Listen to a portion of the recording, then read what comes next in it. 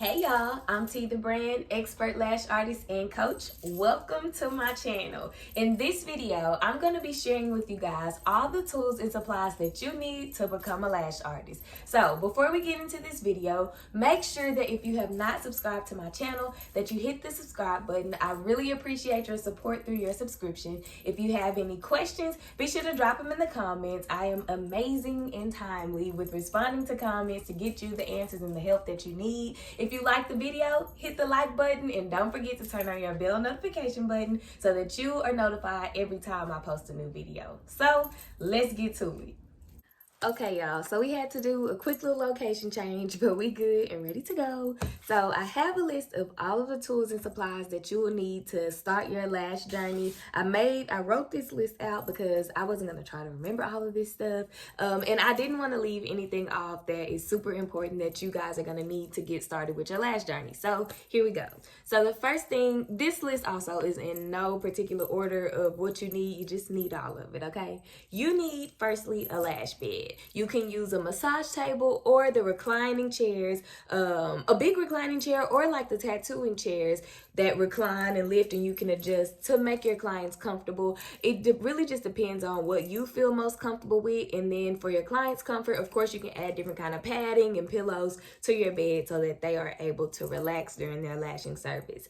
You also need a ring light. I recommend a ring light of at least 18 inches. I used to use ring lights that were a little smaller than 18 inches just because I didn't know what I know now. And what I learned was the ring light will only give you enough light on that side of the eye. So say if I have my ring light on the left side of my client's eye, the left side gets great lighting, but the right side, not so much. And it got to the point to where I was having to move the ring light from side to side during the service, or eventually I had two ring lights, so there were two lights shining down and it was just too much. So get you a big enough ring light, at least 18 inches. You can go bigger. I recommend going bigger, or you can use the Glam Core lights. Those are the lights with the two LED bars. They are beautiful. I love them. You can adjust them all kind of ways, and it's the light that I currently use at the spa now, and I prefer that over a ring light. But they are much more expensive than ring lights. So just make sure you have a good lighting source. You need tweezers. Now let's talk about tweezers. The quality of tweezers makes or breaks your sets. Now at first I thought I couldn't make lash fans, volume fans, because they would just always fall apart. They wouldn't fan out right, all kind of issues. But another artist shared with me, okay, the place that you're getting your tweezers from, I was getting tweezers from there, and the tweezers aren't great. So I recommend Live by Tweezers. That's LIVBAY.com. Shop their tweezers. They're amazing. The grip is amazing. The longevity is amazing, and they're just great quality tweezers. Next, you need spoolies. Spoolies are the little mascara ones that you brush your lashes with. This is for you to use during your services with your clients so that you can make sure that nothing's tangling, nothing's sticking, and you can also see when you brush where you need to fill more in at, whether you're doing a full set or a fill. And you want to make sure that your clients go home with a spoolie so that they can brush their lashes, keep them free of dust, dirt, and keep them tangle free. Also, when you brush your lashes, it'll fan them back out so that they look fresh and new again. So you need spoolies. Next, you need hydrogel pads. Hydrogel pads are the little white pads that you see under lash clients' eyes. What these do, they help lay down some of those bottom lashes that you're going to have to tape down so that you don't have to use an excessive amount of tape. They soothe your client's under eye, and they keep you from having to rest your tweezers on your client's skin. Like, you don't want to do that. So invest in some hydrogel pads. With hydrogel pads, you will need lash tape. There's all kinds of lash tape out there. I personally use the Next Care hypoallergenic blue tape. You can order it off of Amazon. You can find it at a local CVS as well. This tape, it sticks well, and it also comes off the eye well without causing your clients any pain or discomfort when you're removing your tape and gel pads. Now, a solution to not having to use hydrogel pads and lash tape, using foam tape. I just recently started using foam tape for my under eye tape downs maybe about a week ago, and I was just never a fan because I just wasn't a fan. But now I love that foam and tape. It's a quicker process. I don't have to worry about adjusting hydrogel pads and tape and all of that. I can just lay them on there. They grip great, they come off really easy,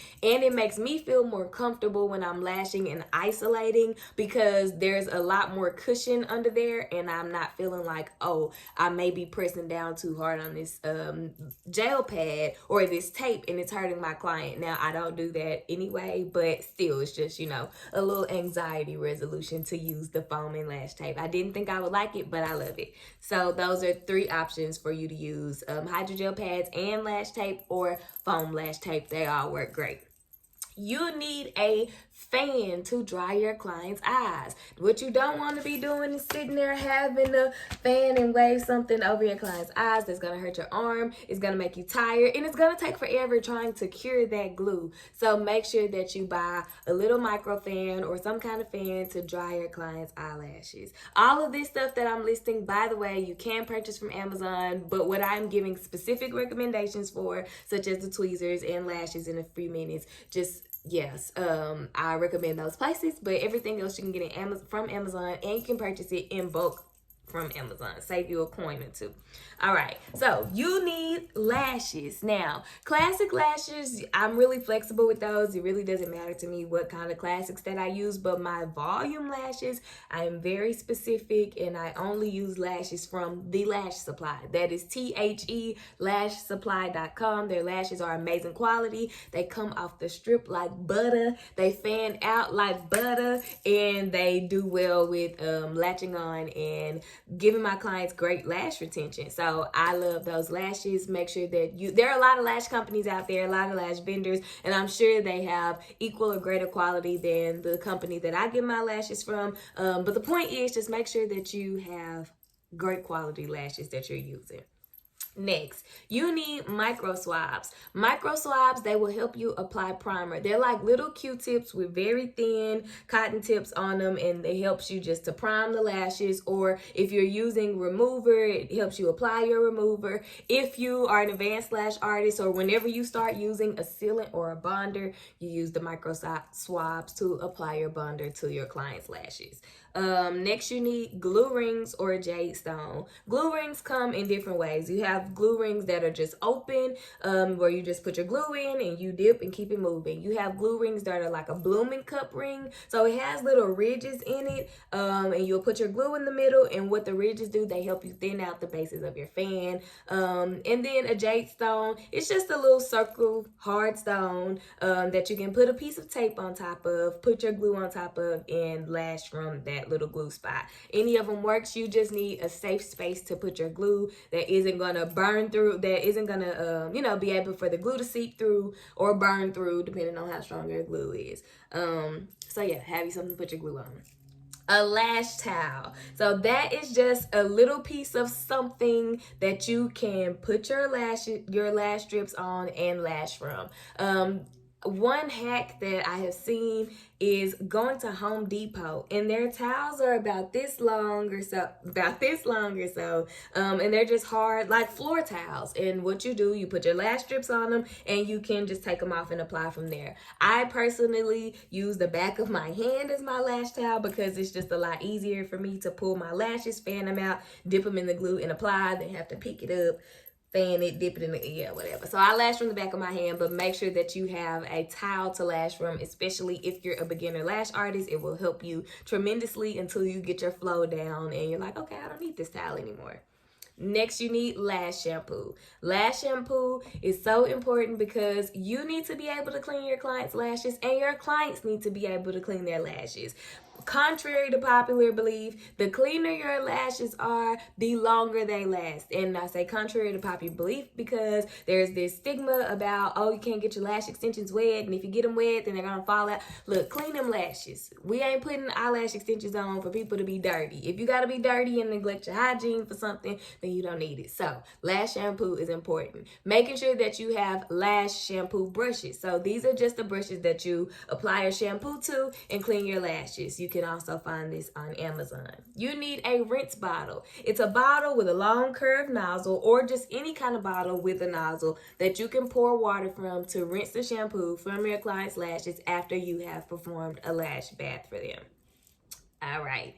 Next, you need a comfortable chair. Now, you can lash from any chair you want to lash from, but let me tell you the consequences of that. Your back hurts. And then when your lower back hurts, that makes your butt hurt, and your thighs hurt, and your calves hurt, and your feet hurt. It makes your upper back hurt, which makes your shoulders and your neck hurt. Get you a chair that is going to be comfortable for you to sit in for a long amount of time, especially as a beginner artist, because them sets can probably take you anywhere from 3.5 to 5 hours when you're first getting started and first practicing. You need a comfortable chair or stool or whatever to sit on to save your body.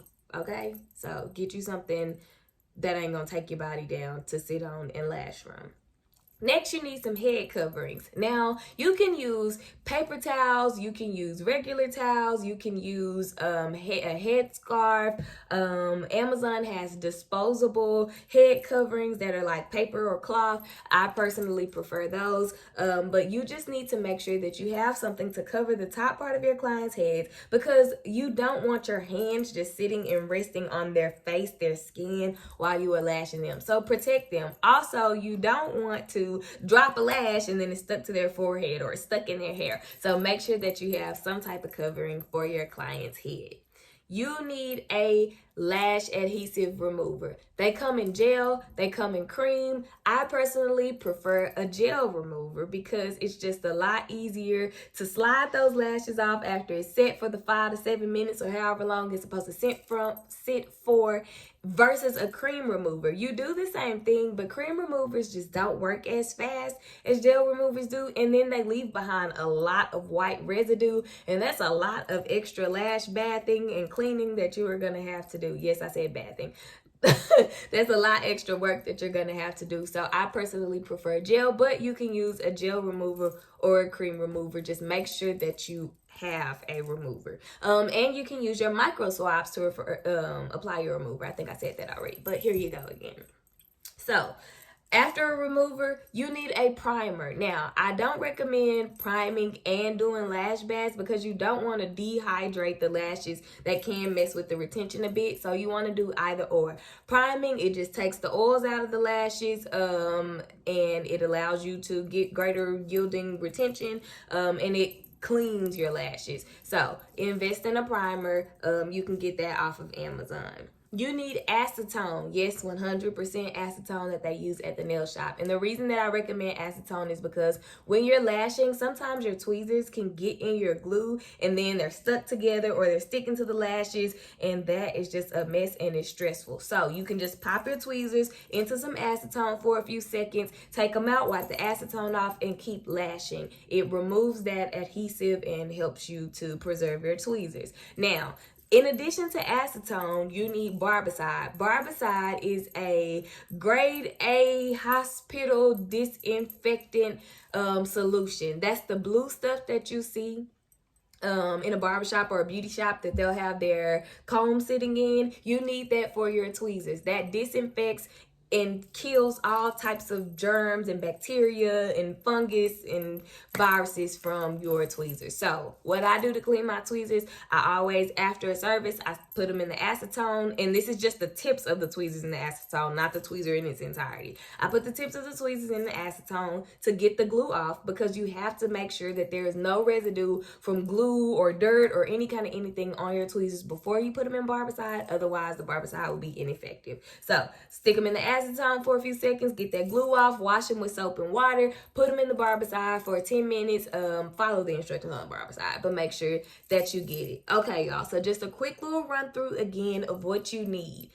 Ring light, lash bed, tweezers, spoolies, hydrogel pads and lash tape or foam tape, lashes, fan, and that's the fan to, you know, dry your lashes, micro swabs, glue ring or jade stones, lash towels for you to put your lash strips on while you're lashing, lash shampoo, a rinse bottle for you to rinse the shampoo off of your client's lashes, lash shampoo brushes so that you're able to actually clean the lashes, a comfy chair so that your body ain't falling apart, head coverings, lash adhesive remover, gel or cream, lash primer, acetone, barbicide, and lastly, you need consent forms. Whether you're a licensed or a certified lash artist, or self-taught lash artist, you need consent forms. That protects you. It protects your clients. It lets your clients know, hey, I'm going to be taking pictures. Hey, these are the risks of this. These are the risks of lash extensions. It gives your client the opportunity to tell you, okay, I wear contacts, and as you would know, if you take a lash class, you're not supposed to lash when clients have contacts on. They should remove them out. So make sure that you have consent forms. That's it for this video, y'all. I hope that this list was helpful. If you have any questions about any specific items on this list, just let me know in the comments and I'll be happy to answer and respond. And I do give very timely responses. Thank you for watching this video. I hope that it helps make your lash journey just a little bit easier. If you like the video, don't forget to hit the like button. Please subscribe to my channel if you have not already. I appreciate your support. Turn on your bell notification button so that you know every time I post a new video, and I will see y'all in the next one.